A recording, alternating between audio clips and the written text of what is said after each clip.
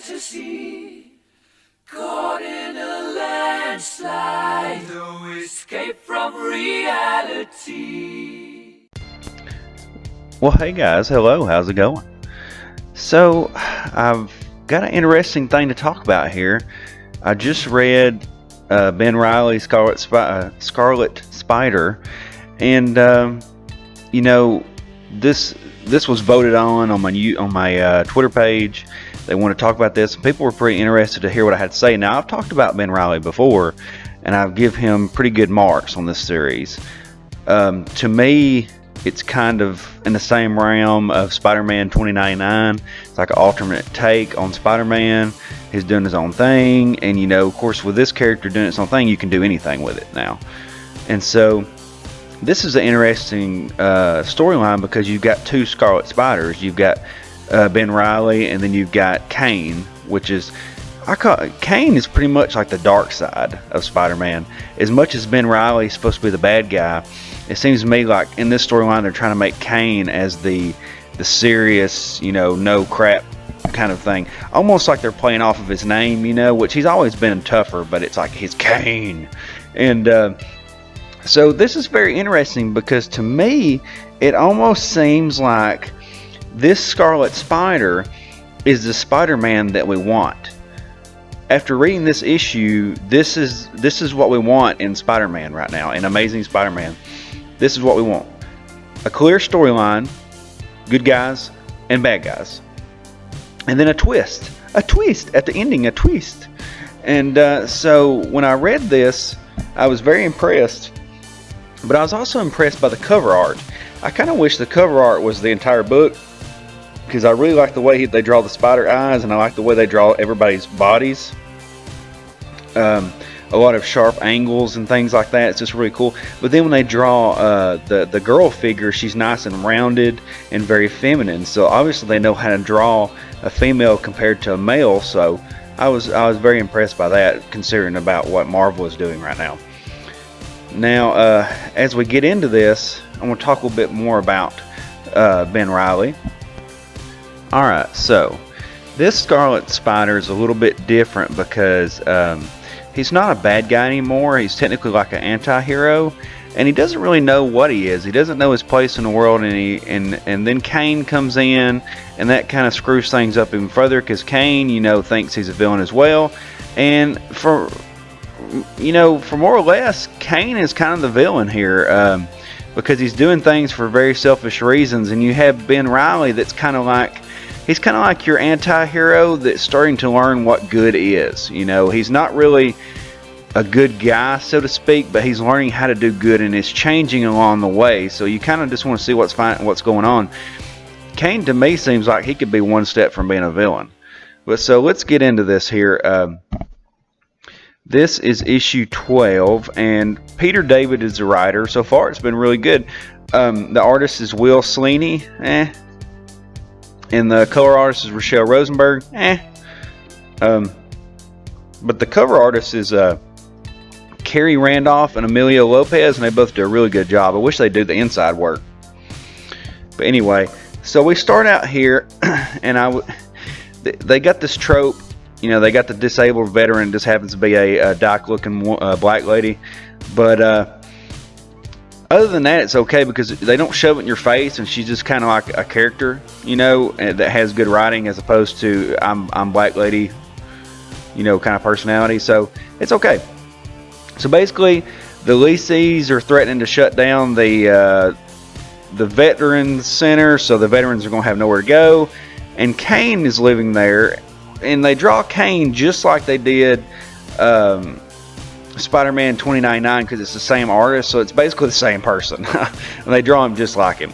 But anyway, so they're talking about where they're going to get the money from, and then Kane is like deteriorating at this point again, so his face is all beat up, and he's talking to her, and he says, I think I know who I can get to help. He said, Ben, you know, he's my friend. His friend owns a casino, you know, and he owes me big time for not killing him. So there he goes. He's going to go talk to Ben Reilly. At this point, Ben Reilly is just sitting there thinking about what he's going to do. His old boss has been kidnapped, she has a daughter that's dying of an illness that he told her that he could magically come up with a serum to fix. And so he's kind of in a pickle. So he's sitting there, and the guard is standing there with him, and he's mulling over what he's going to do. And the guard's just like, so do the right thing, dude, assuming you even know what that is. And he's like, fine, I'll go. So then as he's leaving, there comes Kane, he pretty much broke in instead of just walking in, and he's there to ask Ben for money. So as he comes in there comes the guard, because apparently he bumbles in there like a bull instead of being secretive, which that's what Kane is known for. And he says, hey, what are you doing here? Did you change costumes? Because the guard thinks that he's Ben Reilly. And he's like, no, I'm the Scarlet Spider. And he goes, no, the Scarlet Spider just left, dude. You're not the Scarlet Spider. And he's like, well, I'm the other guy. So basically he fills Kane in on what's going on, and he's like, oh, so here's an opportunity. He says, that's perfect, I can help. And he's like, perfect. And he goes, oh, no, I'm going to help, I'm going to help this lady because that's the right thing to do. Because he's totally thinking he can cash in once he saves her. So Ben's plan is to turn himself in and to use the information that he gives the police to go help save her. He's thinking about, he's making the ultimate sacrifice to be a good guy. And that's when Kane steps in. And, right before that, we have this deal here where the daughter has some kind of ability, some kind of weird Children of the Corn, Village of the Damned kind of cerebral powers, and pretty much talks the drunk auntie into taking her out. But they draw the kid very weird here. The kid's drawn like a midget, just for lack of a better word. I don't know why they draw this kid like that. Has a big old head and an overly mature body, but just short. I don't understand that. Somebody needs to be looking up some animes how to draw kids, because y'all can't draw kids. So she talks to the grandma into leaving, or the aunt into leaving. Then we cut back. There was no reason for the kid to even be in that at that point. I don't know why, but they could have done that at the end. It was like a cliffhanger. I don't know why it was just thrown in there to cut up the scene.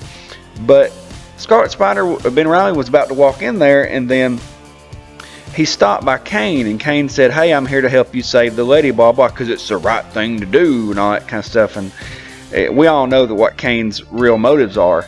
But so he says, she's at a theater which I suspect is owned by the Thorn fellow. He says, how do you know that? He says, well, we tracked her phone. And here's where it gets a little weird, because I'm trying to find the where he says it here. But he says something about how did they not find her cell? And she said, well, she probably hid it in her underwear and they wouldn't have looked in there. And I was like, why did you have to get so descriptive about where she maybe hid the phone?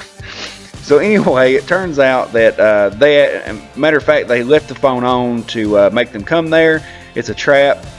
But before they get there, Ricochet is sitting there, and who walks in but Black Marvel? And it's like, oh, this is a big deal, And so Black Marvel comes in and says, well, didn't you hear that I was coming? Didn't Prodigy tell you that he spoke to me? And he's like, yeah, And he's like, well, I'm here. We're the Slingers. That's a team of heroes. So now they're all together. Well, then we cut into them interrogating the lady. And this is my first indication that something is wrong, because Hornet is slapping her. And a good guy would never hit a tied up woman, even if she was a villain. So that was my first indication that something is wrong. But so basically they're trying to get some information out of her. And then that's when Dusk says, hey, that was actually not necessary, because Dusk is, starting to figure out something's going on. And she says, apologize or I'll push you in to this black hole that she's created. And that's when Prodigy steps in and stops it. But then there comes Ricochet and Black Marvel. So then at this point, that's when Dusk kind of notices something's wrong, and she's looking at what we think is behind them. But we'll get to what she's really looking at in a minute.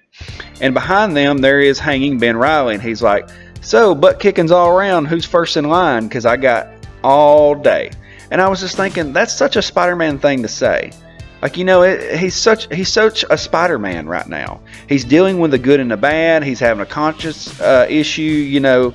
So then there comes Hornet. He's the first one to attack, and it's weird because Black Marvel just got there and he's already ordering the entire team around, which is kind of odd.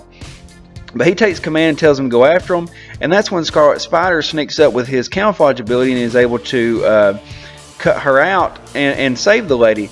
But then that's when Black Marvel sees him, and she says, "I thought you were invisible. How did he see you?" And he goes, "Nothing human can," which begs the question, what is he? And I was like, So then the other team's still attacking Ben Reilly, and for lack of a better word, he's getting his butt kicked. And so is Scarlet Spider, but Scarlet Spider's at least kind of holding his own. And then that's when Dusk kind of stops the fight and catches Black Marvel, and she says, "You're not the Black Marvel. You're an imposter, just like the new Hornet, except worse." She says, "You don't have a soul." She says, "Don't be ridiculous. Of course I have it." And says, "Nope, you don't." And so that's when she's holding him down, and Wasp actually hits her in the back. And then as the fight continues on, we're then revealed that Hornet is actually Cyber. So it makes you wonder who Black Marvel is as well. But then that's where it ends, and I was just thinking, that's so great. You know, there's a cliffhanger, and we get the cover of the next issue that looks pretty awesome. That's what we need in comics, you know. We need these good stories, these cliffhangers of, is this really a bad guy? Who is this guy, you know? And then we've got the hero struggling, and we've got the other hero that's not really a hero. I mean, it's good classic solid storyline. I think that's kind of what we're missing here. If you go back to Spider-Man, to me, he's always been somebody that struggled. He's a good guy. He's trying to do the right thing. And sometimes he doesn't always do the right thing, but he tries to. Sometimes it doesn't go his way. And this Scarlet Spider is really that same kind of character to me. He's kind of begrudgingly doing the right thing, but in his heart, he wants to do the right thing. And he's kind of becoming a better person as we go on. And then at the same time, we have this Kane character that's not really a bad guy, but he's really a selfish person. He's trying to help them out, but he's doing it for selfish reasons. And so it's just a good, solid story. You know, there's not too much confusion. There's not too much going on, but there are some weird things like there on the page where you have Scarlet Spider where he breaks the glass, there's a typo. So I was kind of like, thanks, editing team. And then the art is not really that good because it's a lot of 3D models. But the costumes are cool. I like the fight scenes. There was the unneeded part with the daughter in there. That really should have been at the end and not just right in the middle of a scene. But, you know, it's a minor thing. But other than that, it's a really good story. And I'm thinking, you know, this is, like I said before, this is Spider-Man. This is struggling. Street level guy trying to do the right thing. He's in Las Vegas right now, which is interesting. So yeah, I don't know. I want to see where it goes. I want to know what you guys think, because I feel like this could be Spider-Man right now. Like if you had just swapped the suits out and this was Peter Parker and everybody referred to him as Peter Parker, this could totally work. So I really hope that they kind of do that. I hope that the new writer, whoever becomes Amazing Spider-Man's writer after Dan Slott finally gets booted, will do a good job. And you know, I don't know, we'll just have to wait and see. But I hope you guys like this video. Hit the like button, hit the subscribe button. I'm going to do some more videos. I got 30 days of night that I'm going to do. Oh gosh, it's going to be a rough one. But I'll talk to you guys later. Have a good day. Underground Geek out.